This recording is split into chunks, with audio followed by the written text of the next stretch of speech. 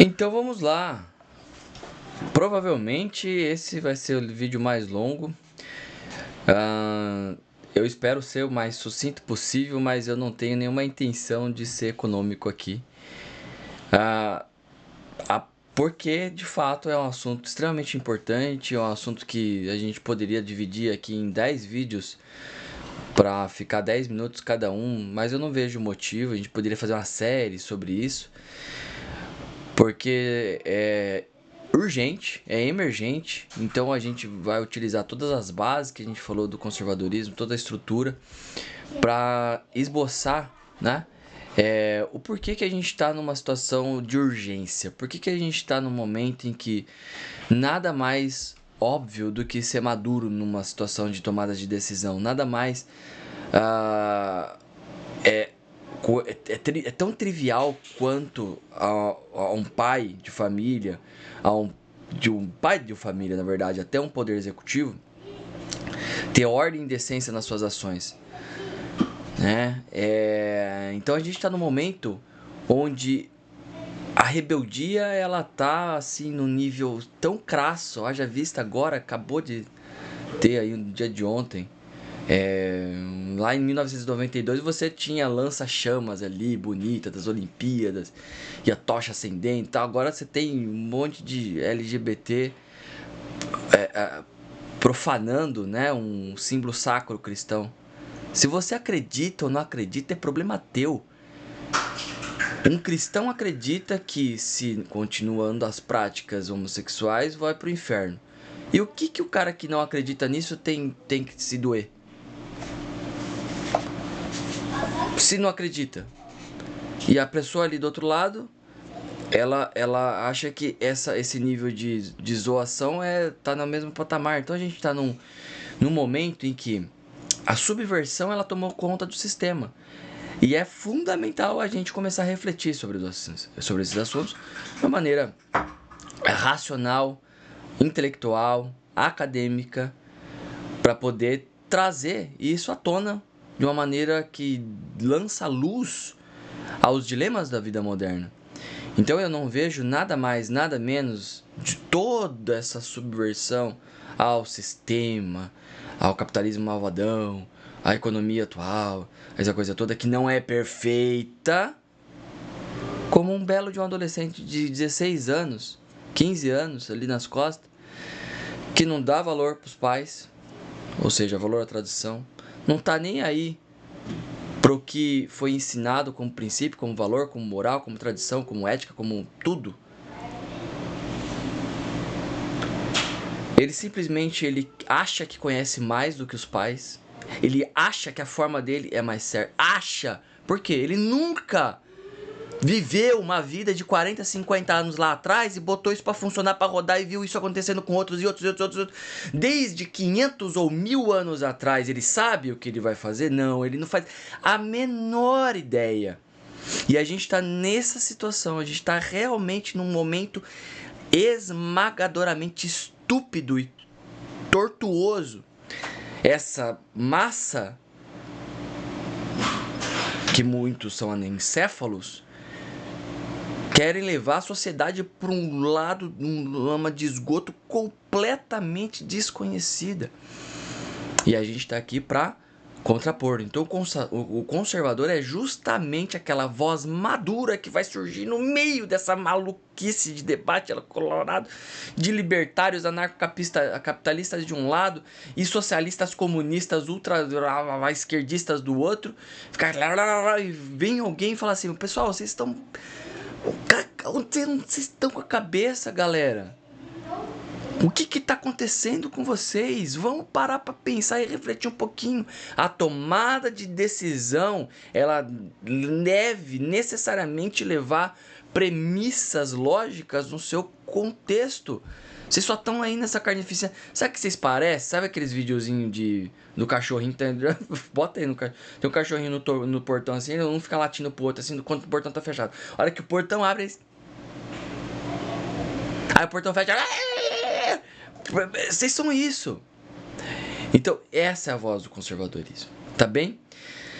Grosso modo. Posto isso, vamos para nossas os nossos diálogos agora aqui, de entender, né, o conservadorismo no seu frio contexto intelectual, a emergência primeiro disso tudo, e o porquê que a gente está envolvido num momento onde, por exemplo, temos um feminismo nascido ali principalmente em Marx e Engels, né? Em especial quando Engels critica a família, né? No seu famigerado livro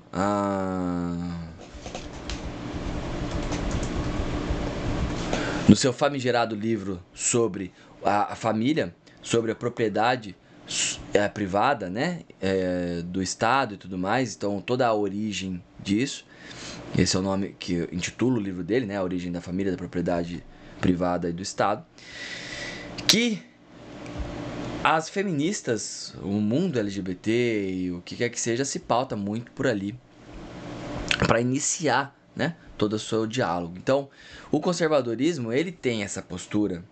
Então, eu já vou explicar um pouquinho sobre isso. A gente vai trabalhar alguns contextos e vai entender qual que é a diferença dos direitos, de fato, que essa galera deveria reivindicar para aquilo que está acontecendo hoje, né? Uma subversão irracional do sistema. Então, o conservadorismo ele vai tentar buscar toda essa preservação dos valores, das instituições que provaram a sua eficácia ao longo do tempo. Então, quando a gente fala o que é conservador e qual que é a urgência do conservadorismo nos dias atuais, é justamente o momento em que a gente destaca que é uma anti-ideologia, tá certo? Então não está resistindo às mudanças, mas sim às mudanças radicais, e sim às mudanças irracionais, e sim a valorização da sabedoria acumulada das gerações anteriores. E aplicar uma crítica ponderada a essas novas propostas é justamente o contrário do que se pensa sobre uma idiota de uma Simone Tebet da vida que acredita que é retrógrado, que você virou um conservador, você virou um reacionário, você... Não é isso, é o equilíbrio, entre a inovação e a tradição, é justamente esse o ponto angular do conservadorismo. Então, ser conservador implica justamente isso, um compromisso profundo com os valores judaico-cristãos que nos trouxeram até aqui. É a base da civilização. O direito romano é a base legal da nossa civilização, que se embebedou muito do que se deu lá em Gilgamesh, mas em especial na Torá. São valores que vão incluir o respeito pela dignidade humana, pela valorização da família, pela importância da liberdade individual e toda essa necessidade da moralidade enraizada na fé e na razão. Mas aí você não está sendo científico. Vamos voltar para a questão das incomensurabilidades de paradigma em Thomas Kuhn. Vamos estudar um pouquinho Thomas Kuhn. Vamos estudar um pouquinho filosofia da ciência. Volta lá em 1966 sobre a estrutura das revoluções científicas e você vai ver como que a ciência não é passível de jeito nenhum de objetividade no seu puro exacerbado grau. Não existe isso. Todo cientista está envolvido ou com ideologia ou com algum tipo de compromisso com a tese do orientador que deu ali, porque o laboratório tem que se guiar por aquilo, não é? Por prestígio da banca, porque ele tem que preservar aquelas tradições ali do departamento. O raio que o parta. Todo e qualquer cientista tem algum pé das suas crenças pessoais, de alguma estrutura de pressão psicológica, ideológica massiva ali dentro da sua doutrina do reto proceder científico. Alguém da academia está falando isso. 12 anos de academia. É um absurdo trabalhar com essa extrema objetividade e o que tem nos dias de hoje. É claro que ela é passível de crença, de fidedignidade, credibilidade, porque é a ciência. Mas não necessariamente ela é irrefutável, é justamente o oposto. Karl Popper dizia, é justamente porque ela é falseável, ou seja, passível de ser criticada, uma crítica às teorias pujantes, o paradigma vigente no Thomas Kuhn, que eu preciso macerar de crítica e testar, pôr a prova e testa. E Popper fala assim, a hora que ela sai inteira do ringue, porque tem que prevalecer aquela teoria vigente. Depois que ela for descambada por algum contra-argumento, por alguma anomalia no sistema, como o Thomas Kuhn dizia, ou um contra-exemplo, né? Aí beleza, gerou uma instabilidade e você começa a pensar em soluções. Como a gente pode solucionar isso? Como a gente pode melhorar esse sistema? Ao invés de você criticar de uma maneira, né, a tal da crítica piegas, construtiva, trivial, você tem que destruir o que está construído. Não é assim que o mundo anda, não é assim que as coisas funcionam. Simplesmente você instaurar uma instabilidade não é um problema para o conservador ou os energúmenos de plantão. Não é um problema. Entendam de uma vez por todas que o conservador não é retrógrado. O conservador não é aquele que vive intensamente por um roteiro, um script formado, um status quo. Ele goza lá de tanto ver status quo. De alegria. Nossa, isso. Todo dia, rotina. Não é isso. Não é em definitivo. É sim instável. Orou anomalias no sistema. Opa, vamos se atentar aqui. Algo aconteceu. Algo instável. Aí o que o Thomas Kuhn vai falar? Qual que é o padrão? O padrão da ciência normal é permanecer aquele paradigma vigente. Por quê? É natural que a gente permaneça com algo, por exemplo, um capitalismo, já que 200, 300 anos isso veio à tona e sempre funcionou de uma maneira muito coerente. É a menos pior forma de estrutura econômica que existe. Você conhece uma melhor? Quantos anos um comunismo funcionou? Quantos anos um socialismo funcionou? Em qual sociedade ele funciona? De que modo ele funciona? Robin Hood. Sabe? Então, o que acontece? Depois que você fez com que isso fosse, de fato, provado que existe não tem como você remendar, aí você muda. Aí você estabelece novos paradigmas, novas teorias, aí beleza. Mas você não provou. Você ainda continua com bilhões de cristãos ofendidos por uma coisa dessa. Ou muçulmanos. O conservadorismo é isso. Tá bem? Então é por meio dessa lente que a gente está tentando entender a sociedade, que é um organismo complexo. Onde cada mudança ela pode ter uma consequência ampla, inesperada. A mudança tem que ser cautelosa, ela tem que ser prudente. A gente já vai falar um pouquinho mais do princípio da prudência ali do Kirk. Então hoje em dia é urgente a gente entender quais são as crises morais, as crises políticas, as crises ficcionais. Já fiz uma sériezinha aqui de cultura pop, a gente vai continuar fazendo isso. Mas agora o assunto é um pouco mais sério.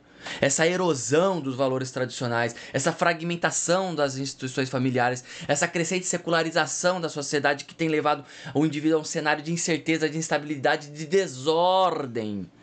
O conservadorismo ele vai oferecer um ancoradouro seguro.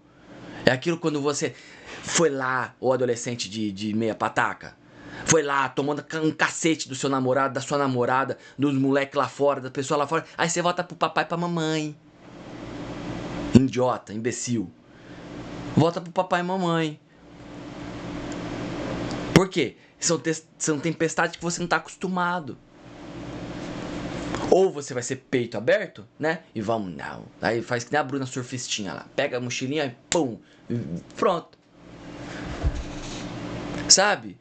Reafirmar a importância das estruturas que mantêm a coesão social, que promove o bem-estar comum. O Burke traz essa questão, né, da gente ter esse contrato entre os vivos, os mortos que ainda não nasceram. Isso eu comento sempre essa frase, inclusive está na minha xícara nas questões ambientais. Isso significa que a gente tem responsabilidade não somente com os nossos contemporâneos, mas com as gerações futuras, ô pai de pet.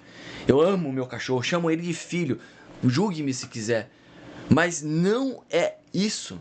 A preservação das tradições, dos valores herdados, é uma forma de honrar esse contrato, de garantir as legalidades, o legado positivo do passado, que ele continue a beneficiar a humanidade no futuro.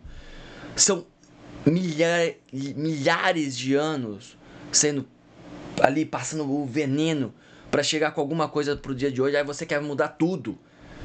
Gênio.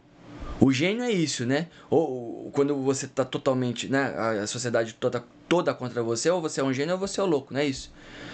Você tem uma minoria de 1%. Aí você tem essa massa de 1% que vira uma voz de 99%. Porque grita e berra, esperneia, e chora e tal, e pum, e invade a mente dos grandes políticos, dos grandes diretores, da alta administração de tudo, e pronto. Aí vira, lá em cima, uma copia e cola daquilo que o Marx e o Engels sempre fizeram. E de fato fizeram muito bem, uma anatomia do engajamento, da comunidade, da sociedade. Eles criaram mitos, histórias de comunidade que eles sempre repetiam. Esse agente, elas ficam fazendo isso. Né? Como que essas micronarrativas, todo esse banco de histórias, eles vão se repetindo. Então é mito, rito e doutrina o tempo todo. Então o rito fica lá, pertencente àquela comunidade LGBT, e aquela comunidade não sei o que, aquela comunidade não sei das quantas.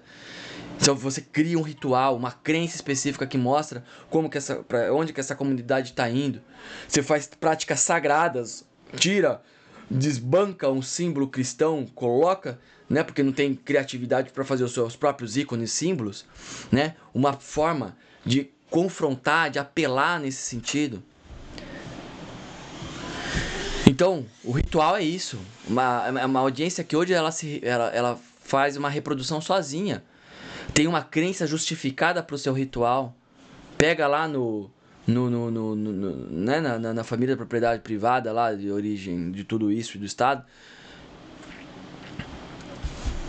faz suas práticas sagradas ali, fazem lives, fazem canais, fazem não sei o que, criam seus ícones e símbolos para aquela comunidade específica e depois ultrajam o nosso, criam uma doutrina. Então, mito, rito e doutrina, como que a comunidade se comunica dentro e fora, fazem um conjunto de regras próprias. Esses dias o Nicolas até postou ali, se você, né, você só tem que concordar o tempo todo. Então são crenças, e os descrentes somos nós. Tem um dialeto próprio. Então assim, é onde a gente está nos dias de hoje. Então a urgência do conservadorismo também vai se refletir na esfera política, onde toda essa defesa de liberdade individual, do Estado de Direito são cruciais. Cadê a liberdade individual? Não pode ser mais contra. E não é contra a prática, ninguém tá falando isso. São os ultrajes. São a forma que meu filho tem que se comportar na escola, porque tem que se... Nossa, né? Tem que achar bonito, tem que agradar, tem que rir, tem que gostar, tem que amar, tem que...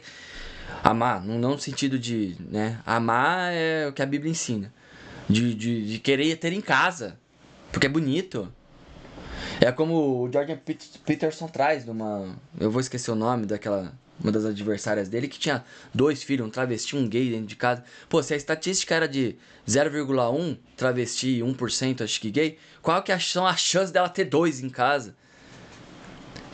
Geneticamente. Aí tem um estudo lá de 2019, da BBC. Poxa, eu acho que esse daqui eu vou até compartilhar com vocês. Vou até compartilhar aqui. Eu vou compartilhar. Eu não gosto de fazer isso muito. Ó, a BBC, ó. Aquele estudo que teve com... Ninguém fala disso, tá? Com 500 mil de homossexuais. E se atribuiu... e se desbancou todo o que se tinha até então entendido como gene gay.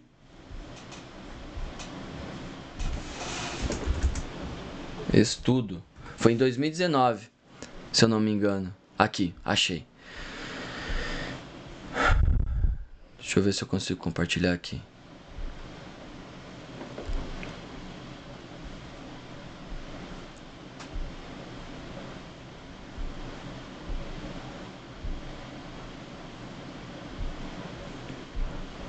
Agora eu tenho que diminuir a mim mesmo. Olha só. As revelações do estudo.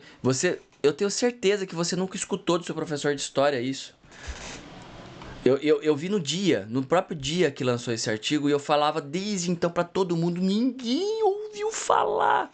Ninguém que eu disse até hoje sobre esse estudo ouviu falar de um estudo feito com 409 mil pessoas. Vocês têm noção disso? Pelo MIT, não estou falando de qualquer coisa. Então, a genética pode ser responsável por até 25% do comportamento de pessoas do mesmo sexo quando todo o genoma é considerado, segundo os pesquisadores. Mas só 5 variações genéticas se associam significativamente ao comportamento homossexual, segundo o estudo. Juntas explicam menos de 1%. 1%. 1%. Eu vou deixar esse link para vocês. Então, do que a gente está falando aqui?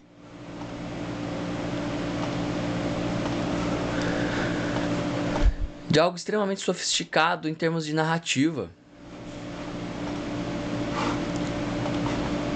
Então, para a gente entender com profundidade a importância do conservadorismo, vamos para outra pauta aqui.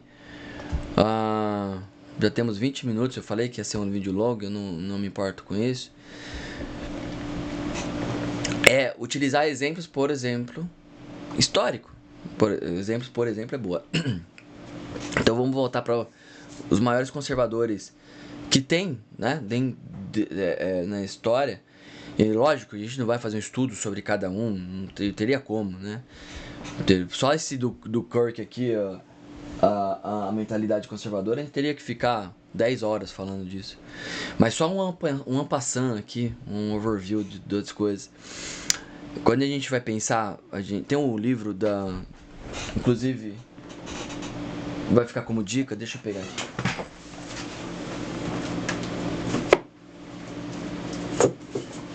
Esse, A Política da Prudência, Aristóteles. O Pierre Albuquerque, ele vai discutir ali a base filosófica para o conservadorismo por meio da teoria do meio termo, né? A teoria da moderação. Então Aristóteles defendia justamente esse equilíbrio para evitar os extremos, e esse princípio da moderação é fundamental. A gente falou várias vezes disso quando a gente falou do The Boys lá, porque ele é fundamental para a visão conservadora, que busca esse balanço, né, entre a ordem e a liberdade, entre a tradição e a mudança. Então é um exemplo histórico dessa filosofia, justamente os princípios que a própria República Romana adotou, onde as instituições republicanas, elas equilibravam esses poderes entre os diferentes ramos do governo. Então preveniam o excesso, né, o excesso de qualquer tipo de exacerbado ali de poder, de controle de poder, de qualquer uma das partes. O Kirk, ele vai dizer lá na Política da Prudência, não vou levantar de novo, mas esses livros todos tenho aqui, depois pesquise eles, como uma virtude política fundamental. Então vai ter a argumentação dele ali que onde a prudência é essencial para o governo, para a governança, porque ela permite justamente que os líderes tomem decisões ponderadas para evitar os excessos, todos os perigos das mudanças abruptas. Então, o exemplo histórico maior é o Winston Churchill, que durante a Segunda Guerra Mundial lá teve um respeito profundo da tradição britânica. Foi o maior, talvez, conservador da nossa era. Toda essa adaptação, né, às exigências do tempo de guerra, demonstrou uma liderança ali equilibrando tradição e inovação, mas ao mesmo tempo, ele foi um monstro. Ele mesmo dizia, é necessário ser um monstro para derrotar outro monstro. Então ele fez o meia-culpa. Né? O João Pereira Coutinho, fica aí como dica também. Ele continua essa tradição do Kirk, do Burke, enfatizando toda essa continuidade da moderação. Então ele vai sempre trabalhar essa questão da democracia, que é defendida contra os impulsos autoritários, populistas, que frequentemente vão surgir em tempos de crise. Um exemplo prático pode ser visto lá na transição pacífica, né, de poder entre as democracias molduras lá no Reino Unido, onde a tradução da Constituição, a monarquia, ela desempenhou um papel fundamental, assim como nos Estados Unidos. Agora, se você quiser lá atrás, voltar para a antiguidade, você tem, especialmente em Atenas, toda a ideia de um governo equilibrado, de valorização da tradição, era algo fundamental. Ou na própria Roma antiga, né? É talvez o mais claro exemplo de como que o conservadorismo ajudou a construir e manter uma civilização duradoura. Os romanos, eles justamente valorizavam profundamente um tal de mos maiorum, que é os costumes dos antepassados, que é um conjunto de valores, de práticas transmitidos de geração em geração. São tradições que vão incluir dever, vão incluir honra, vão incluir lealdade, vão incluir fidelidade à família, à pátria, a importância das instituições republicanas. Então o Senado romano, com a sua função ali de preservar as tradições, de conferir estabilidade do governo, é um excelente exemplo de uma instituição conservadora que serviu como um baluarte contra a tirania, contra o caos. Então a prudência política e a reverência pela tradição, eles permitiram que Roma expandisse, mantivesse um vasto império por séculos. O Egito Antigo também. Essa continuidade dos valores fundamentais, os faraós, essa coisa toda, né? Que não apenas eram líderes, mas também eram entendidos até como deuses. Aí, obviamente, sob o ponto de vista cristão, essas tradições se extinguiram por conta do que aconteceu também no sentido cultural, né? Mas na época era uma coesão assim, quase que perpétua, que durou por mais de 3.000 anos. Não uma sociedadezinha que agora, do nada, com 20 anos de tentativa e de desbancar o sistema aí, quer, né, fazer a usurpação de todo o poder. Já não são mais direitos iguais, já passou disso há muito tempo. Na China antiga, o confucionismo é outro exemplo, é uma filosofia de conservadorismo que enfatiza toda a importância dos rituais, da moralidade, da hierarquia social. Então se acreditava na harmonia social ali, que podia ser alcançada por meio da adesão às tradições, ao cumprimento dos deveres familiares, aos comunitários. Então a ênfase na educação, no respeito aos mais velhos e na manutenção de todas as instituições tradicionais ajudou a China a desenvolver uma sociedade altamente estruturada e estável. Então os valores perduraram por séculos e ainda influenciaram a cultura chinesa contemporânea. Você tem o próprio Israel antigo. Mais exemplo clássico que a Torá não tem. A Mesopotâmia. Os códigos de lei, o código de Hammurabi que eu comentei, são exemplos de conservadorismo jurídico. Então essas leis, elas eram justamente baseadas nos precedentes, nas tradições, elas refletiam um profundo respeito pela ordem estabelecida e pela justiça. Então a codificação das leis, tudo isso ajudou a manter a coesão social, o tecido social, a ordem social e a proteger os direitos, os deveres dos cidadãos, sempre lá, tentando promover a estabilidade, a continuidade das cidades-estados, né, que não se tinha estado até mais ou menos o século XVI, diz lá Eric Voegelin no seu termo, né, estado, né? Era cidades, estados, organização política, como Voegelin dizia. Então são exemplos históricos da antiguidade que vão demonstrar aí o conservadorismo com foco na prudência, na ordem, na preservação dos valores. Você vai ter um monte de exemplo no meio do caminho, na própria Idade Média. Pô, foi por 1000 anos ali perdurou a filosofia agostiniana. Até você chegar num exemplo que eu sempre menciono aqui da Revolução Gloriosa, né? A Revolução Sem Sangue na Inglaterra de 1688, que foi um evento de abordagem ali conservadora fundamental. Não teve o parlamento inglês ali, ele depois com o rei James II, que tentava reintroduzir o absolutismo, o catolicismo. Então, ok, né? O parlamento foi lá, ofereceu a coroa para William de Orange e a sua esposa Mary. Estabeleceu uma monarquia constitucional ali, que ele equilibrava o poder entre o rei e o parlamento. Então foi um movimento prudente, que preservou a estabilidade, evitou os excessos revolucionários que mais tarde seriam vistos ali na França. Eu tenho um livro muito bom sobre isso, não sei se eu vou achar aqui fácil. Não vai estar fácil. Bom, tem a Revolução Americana também, de 1776, né, que embora a Revolução Americana seja muitas vezes vista como um movimento revolucionário, os fundadores dos Estados Unidos, muitos dos quais eram conservadores, eles buscavam justamente preservar os direitos tradicionais dos colonos como cidadãos ingleses. A Constituição Americana foi inspirada por pensadores como Burke. Criou um sistema de contrapesos, de freios ali, que evitava toda a concentração de poder, assegurava a continuidade das instituições políticas. Então o que você viu acontecendo? Um direito consuetudinário, algo que se preservou hoje com pouquíssimas alterações da Constituição Americana desde aquela época. O Congresso de Viena, que aconteceu entre o período de 1814 a 1815, então depois das guerras napoleônicas lá, o Congresso de Viena, ele foi um exemplo de abordagem conservadora para restaurar a ordem na Europa. Então teve líderes como o Clemens von Metternich, que buscava ali restabelecer as monarquias, as fronteiras tradicionais, evitando os excessos, né, revolucionários que havia devastado o continente até então. Então foi um esforço conservador que ajudou a manter toda a paz na Europa por quase um século, até a Primeira Guerra Mundial. Aí você teve a reforma parlamentar de 1832, o próprio New Deal do Roosevelt, embora tenha sido um problemão esse cara. Se você for parar a pensar, a própria Carta Magna, se a gente for um pouquinho mais para trás lá, é um exemplo notável, né, de 1215. É um exemplo notável, que eu tô lembrando do Sweets lá, o irmão do... Será que era do Harvey? Que simplesmente, né, decorou o ano lá de 1215.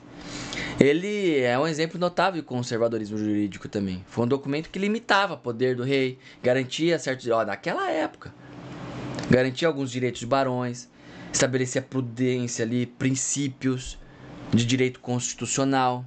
Então ajudou a manter a coesão social na época. Então você vai ver universidades como Bolonha, Paris, Oxford, foram centros naquela época de aprendizado que preservava e promovia o conhecimento. Então são muitos mitos que se tem sobre isso. Inclusive, ontem eu estava dando uma olhada sobre os 10 mitos. Esse aqui. Fica como dica também.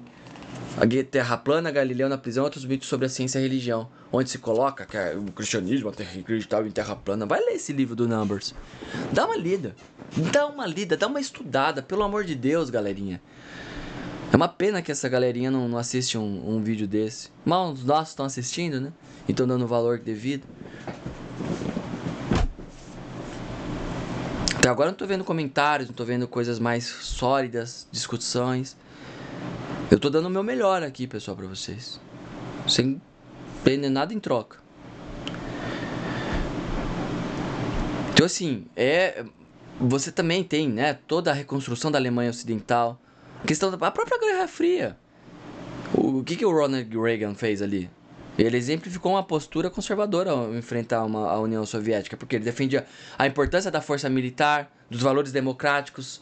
Então a política dele era de paz por meio da força, né? Pelo aumento ali de gastos militares, também foram cruciais naquela época. A Margaret Thatcher, que é a coisa mais magnífica daquela postura daquela mulher, de 79 a 90. Ai, tipo, é feminismo. Aí o feminismo. Não tem uma admiradora da Thatcher. Ela implementou reforma conservadora, que transformou a economia britânica. Toda a política de privatização, de desregulamentação, desburocratização, redução do poder dos sindicatos, revitalização da economia, manteve a ênfase na responsabilidade individual, na moralidade tradicional. A Thatcher buscou restaurar todo o orgulho nacional e a autoconfiança britânica. Enquanto ela preservava a tradição, ela era uma ávida e voraz crítica do feminismo.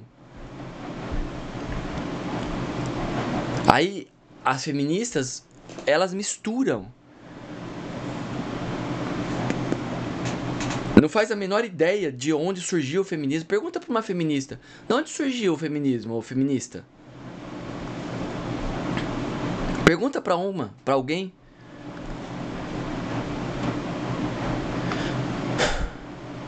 Vamos falar um pouquinho disso? Betty Friedan, lá ela escreveu a mística feminina, que ela fomentou a ordem do feminismo. O real objetivo dela era atacar a dona de casa, aquelas donas de casa em tempo integral. Alguma semelhança com a Thatcher? Ou com coisa parecida com essa? Para tirar elas da vida triste. Então, na visão dessas pessoas, o lar era visto como um campo de concentração confortável. Então o feminismo está intimamente associado ao marxismo. As mulheres radicais dos anos 60 ali, elas perceberam que as revoluções marxistas tinham falhado. Aí veio quem, um pouco antes disso? A Kate Millett. Em 1934, ela escreveu A Política Sexual, no Manifesto Feminista ali, partindo das ideias do Karl Marx. Outra, Shulamith Firestone, escreveu A Dialética do Sexo. Esse livro é de ter estômago para ler, viu? Lógico que eu não consegui ler tudo. Ela transforma o manifesto em uma ideologia política. Ela escreve sobre a liberação das mulheres dessa tirania da sua biologia reprodutiva, que é uma tirania na visão dela. E as mulheres não deviam mais se colocar nessa postura.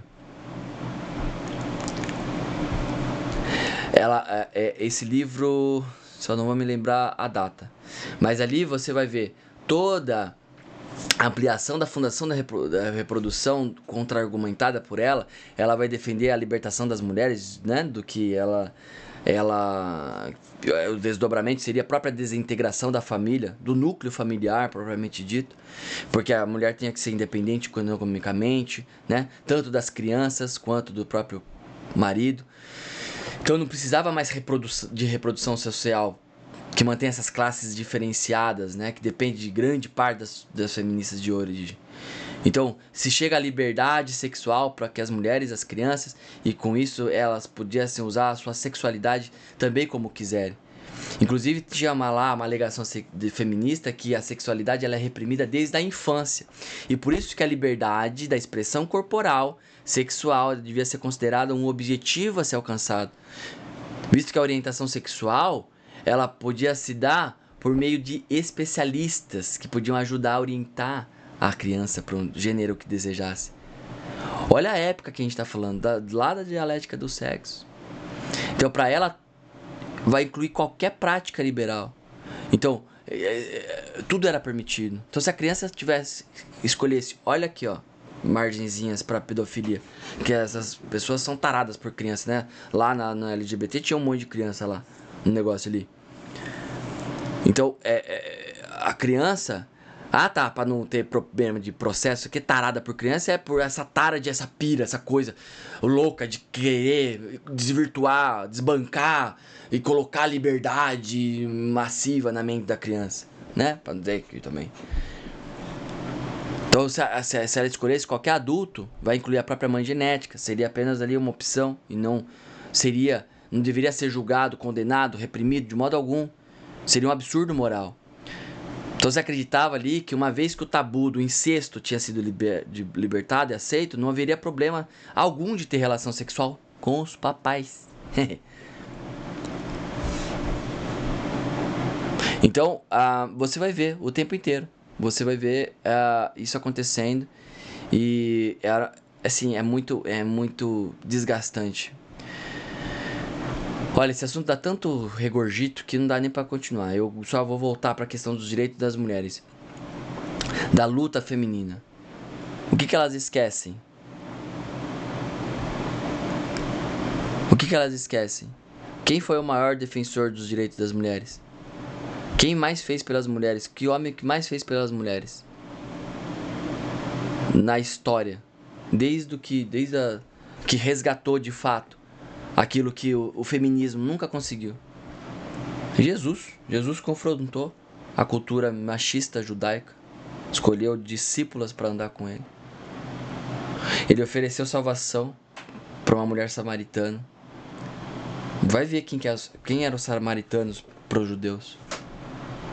A treta toda que estava por detrás disso. Ele confrontou o machismo judaico sustentado financeiramente por mulheres.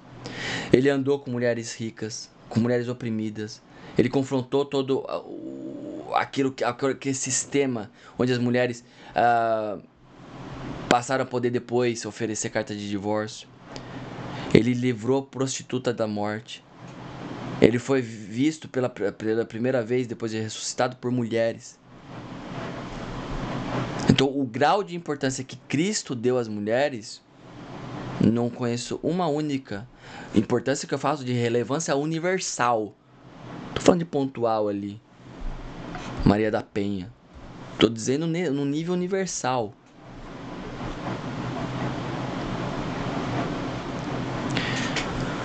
Bom,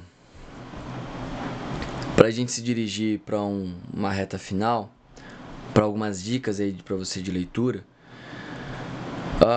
fica aí com Maestre, que foi um defensor da monarquia lá atrás, o Michael Oakeshott, que é conhecido pelo seu ceticismo, sua relação a teorias políticas abstratas, por toda essa defesa do empirismo, do pragmatismo. Ele tem um livro, eu vou esquecendo o nome dos livros.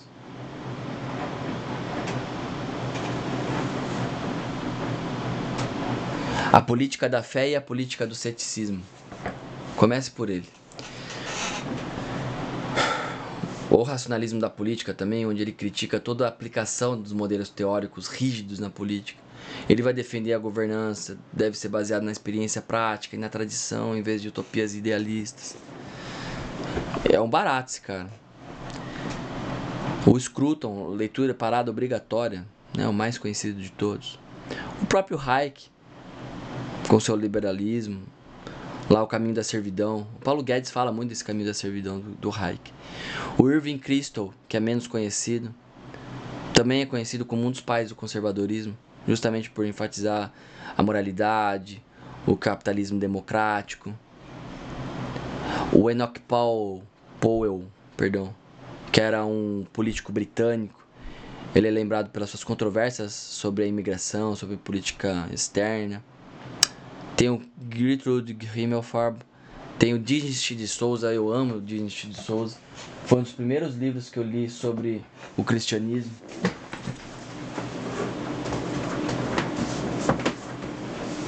Então fica aqui como dica também, a verdade sobre o cristianismo. Dá uma lida nisso. Ele foi ex-analista político interno da Casa Branca.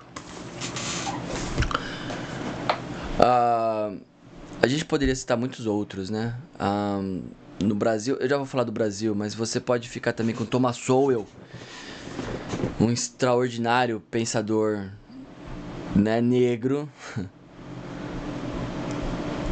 Aí é engraçado, né? É porque, né, não tá no lado da patotinha, então o Sowell é criticado por essa gente, né?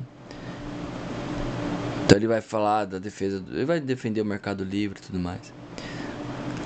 O Leo Strauss, um filósofo político germânico americano. Gosto muito da Alasdair MacIntyre, sobre a questão dele da tradição, porque ele via uma coisa muito parecida, especialmente da virtude, né? A tradição, se você quiser alguém que não era propriamente dito um conservador, mas entender a importância da tradição, leia Gadamer.